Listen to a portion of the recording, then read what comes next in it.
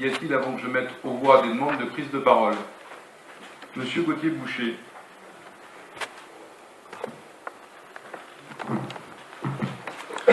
Monsieur le maire, mes chers collègues, cette délibération concernant les indemnités de fonction de nos élus nous amène à quelques remarques.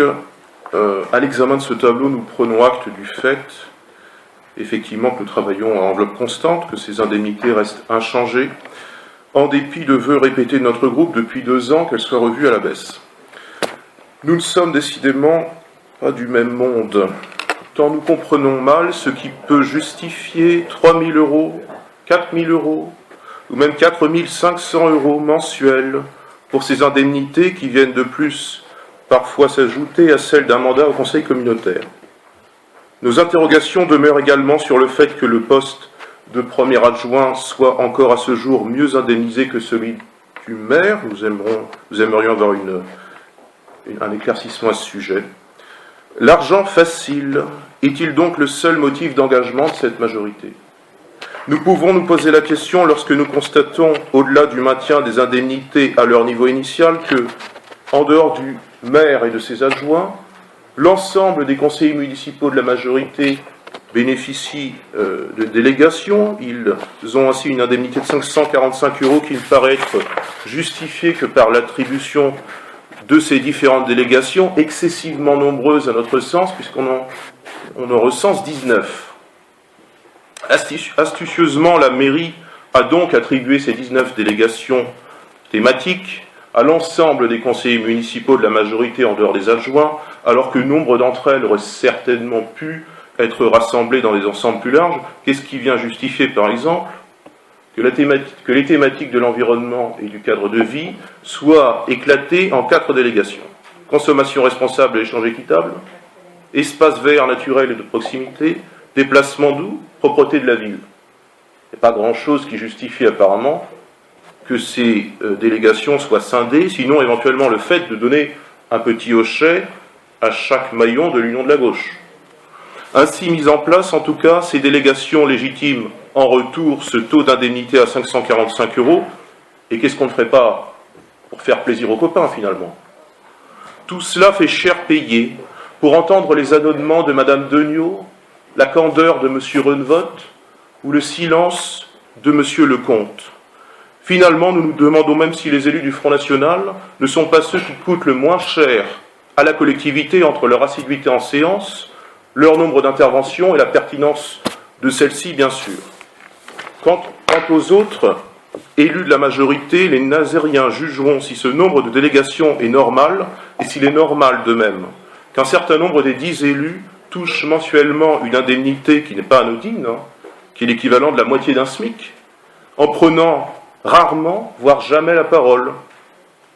Le groupe Saint-Nazaire-Bleu Marine estime pour sa part tout à fait anormale cette situation et s'abstiendra bien sûr d'approuver cette délibération très éloignée de son programme en la matière de baisse des indemnités et plus généralement de baisse des coûts de fonctionnement de nos collectivités, aussi bien de la ville de Saint-Nazaire que de notre communauté d'agglomération. Nous ne rappellerons pas ici nos mesures passées, tout en indiquant quand même qu'à chaque fois nous proposons des économies qui sont de l'ordre du million d'euros. Mais il est des économies que cette majorité de gauche, par dogmatisme, ne veut pas entendre parler.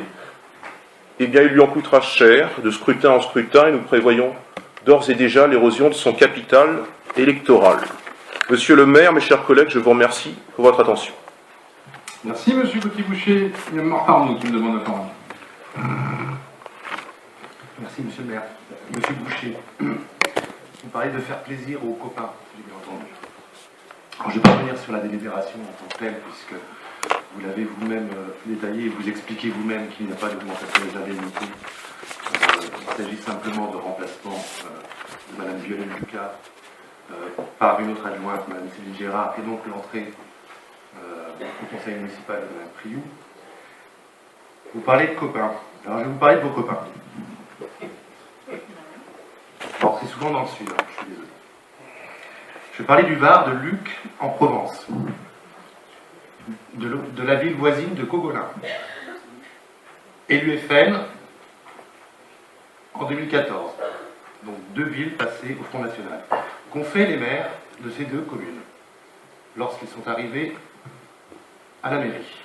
ils ont augmenté les indemnités de 15%. Je pourrais vous parler aussi, dans le Vaucluse, du maire de Pontet. Du Pontet. Du Pontet, qui a augmenté de 44% les indemnités de lui-même et de ses élus. Il a été d'ailleurs contraint d'annuler l'augmentation de ses indemnités par la préfecture, puisque c'était totalement illégal. Si je reviens sur le Luc en Provence, non seulement le maire de l'époque, en 2014, avait augmenté les indemnités de l'ensemble des élus de la majorité, mais vous le savez comme moi, ce maire a démissionné au bout d'un an, pour raison de santé, ce qui peut arriver, et remplacé par un nouveau maire, une femme, Patricia Zirilli, qui elle-même vient juste de démissionner, aussi pour des raisons médicales. En tout cas, c'est ce que le Front National du Var a expliqué. Manque de chance, et ça se trouve sur Internet sans difficulté, Madame Zirilli a envoyé un email à la presse où elle explique les raisons exactes de sa démission. Je la cite. Leur seule motivation, elle parle de ses adjoints qui l'ont poussé à la porte. Enlever un drapeau européen, c'est un truc normal pour le droite. Augmenter leurs indemnités sous prétexte qu'on a passé les plus de 10 000 habitants. Voilà vos copains, la manière dont ils agissent aujourd'hui dans les quelques villes Front National. Je reviens sur la délibération elle-même. Je le disais, Mme Violaine Lucas a démissionné du conseil municipal. Pourquoi? Parce qu'elle a été élue à l'opposition à la région. Je ne pense pas que c'est le cas de l'ensemble des élus ici présents. Je pense que vous avez un collègue élu Front National qui a été élu à la région et qui cumule les mandats, donc qui est cumulard, et donc les indemnités. On m'a expliqué la dernière Je fois. vous remercie. C'est déjà expliqué, monsieur. Merci, monsieur. J'ai Vincent Séguin qui demande la parole. Oui, c'est juste pour m'amuser que le théoricien de l'argent facile du Front National, monsieur Boucher, ce soit vous qui n'avez pas vraiment encore connu, comment dire, le plaisir de côtoyer le lien de subordination. Vous savez, ce lien qui caractérise le rapport au travail, celui qui caractérise le fait de devoir se lever pour aller travailler de façon contrainte. Et donc, je suis amusé de voir que ce soit vous qui fassiez de grandes tirades sur l'argent facile. Je vous invite à descendre un peu à la mine quelques années, et après, je pense que vous pourrez peut-être réviser votre point de vue.